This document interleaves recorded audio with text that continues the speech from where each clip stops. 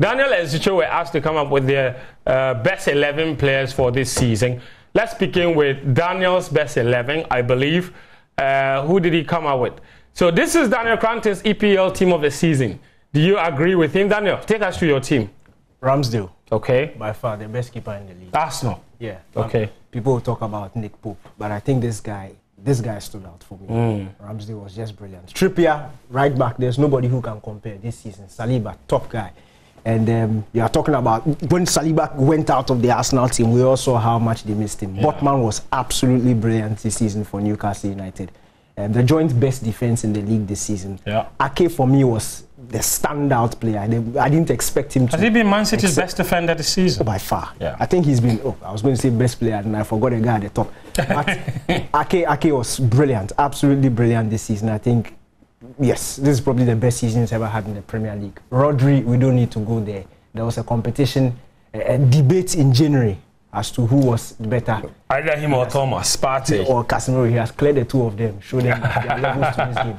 Douglas Luiz, and I chose him because, look. He's had a good season. Yeah, a very, very good season. Yeah. And he's gone under the radar. Usually it's the guys who score the goals who get most of the plaudits. But if you look at where the position he plays and the role he's given, and the numbers that he's churning out, how he made the Aston Villa team tick, both defensively and offensively, he was, for me, their best player this season. Bruno Fernandes had a in very place of Kevin De Bruyne, maybe. For me, Manchester City wouldn't miss Kevin De Bruyne this season. Kevin De Bruyne had a average Kevin season. De Bruyne kind of season. I think Bruno Fernandes maybe a victim of his own standards, maybe. Not necessarily. The numbers will talk for him, but for me, the performances and it went more to. It was in terms of creativity. I'll say the Manchester City team was a unit. It wasn't this individual guy who was getting them tick. But Odegaard, for Bruno no Fernandes, debate there. No debate for Odegaard. No debate for Bruno Fernandes. If you watch Manchester United finishing third.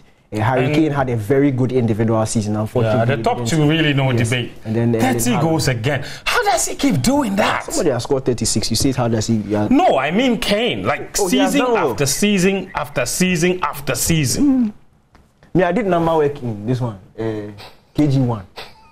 Yeah, so me should do 30 and somebody that 36. The person has passed. Right. Well, I don't know what you make of Daniel's team. Let me know. And you see, quickly, yes. There was one position that got me, the Bruno Fernandes position. It was a very tough one this morning when I was... Because it was debating with yourself. Yes, between Bruno Fernandes and Jordan Ayew. I didn't know who to... No, seriously speaking, I didn't know who to put in that particular position. But I had to go deep, and I just gave it to Bruno at the end of the day. Thank you. Let's go to Sitso's team of the season.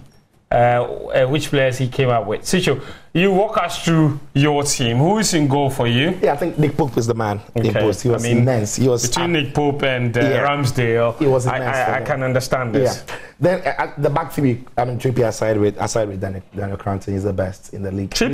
William Saliba as well. He's massive, really is. I chose Lisandro Martinez. He came into the Premier League. Everybody wrote him off. He's too short. He's not physically good enough. And when you look at Manchester United's success, without Martinez, if they had played Maguire, Lindelof throughout this season, they won't make top four. Yeah, they are never going to be there. And he's coming in his individual battles. As an individual, he was almost always, sometimes yes, but almost always winning them. Yeah. So I think he's been massive. Estupinan for Brighton, what a player! What an astonishing World Cup too. What an astonishing player he's been for Brighton. In the middle of the park. I'll bring in Casemiro because he comes into the midfield. He is, in my opinion, still the best defensive midfielder in the world. If you want a proper defensive midfielder, you can talk about the variation of style.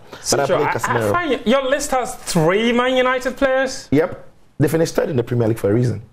And I'm choosing them based on their individual. I get it. Individual. I get it. Yeah, individual impact on their teams. And again, I picked Casemiro in that. And as Danny said, I'm not sure that.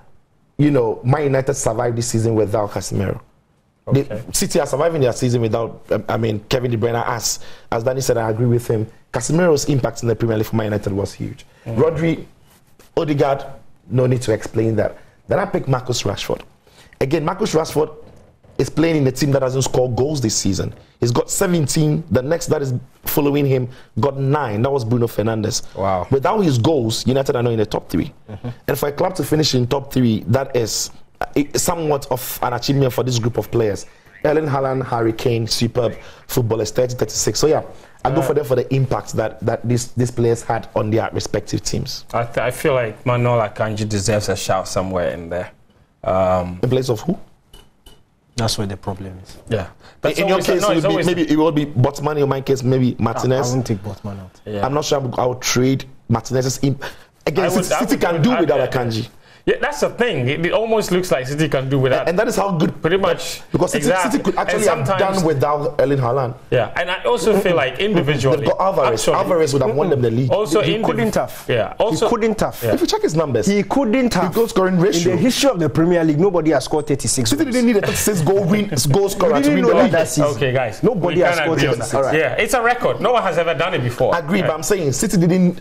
Kevin, but his numbers are crazy. Yeah. But I'm saying that City didn't need a player to score 36 goals to make them league winners. What about Alisson?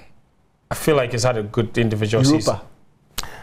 But he's coming up against. Does it matter? Brighton players are there. They're also going to Europa. What's your problem? At the start of the season, is your where you expected to reach and where you reach. Liverpool fans are not celebrating Europa. No, he's probably Liverpool's best player, but he's coming up against Nick Pope, Aaron Ramsdale, maybe to a large extent even David De Gea. And I think took his team from 5th to 2nd. Yeah.